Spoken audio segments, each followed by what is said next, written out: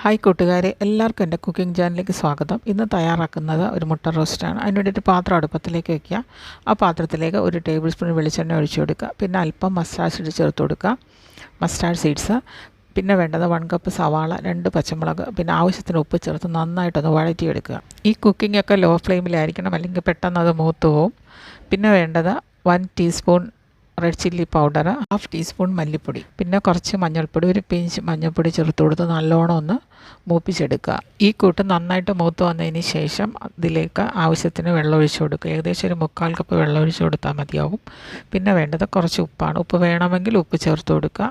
പിന്നെ വേണ്ടത് 1/2 ടീസ്പൂൺ പെരുംജീരകപ്പൊടിയും കൂടെ ചേർത്ത് നന്നായിട്ട് ഒന്ന് മൂടി വെച്ച് വേവിക്കുക. 5 മിനിറ്റിന് ശേഷം മുട്ട റോസ്റ്റിൻ്റെ ഗ്രേവി തയ്യാറായിട്ടുണ്ടാവും. ഈ ഗ്രേവിയിലേക്ക് പുഴുങ്ങി വെച്ചിരിക്കുന്ന മുട്ട ചേർത്ത് കൊടുക്കുക.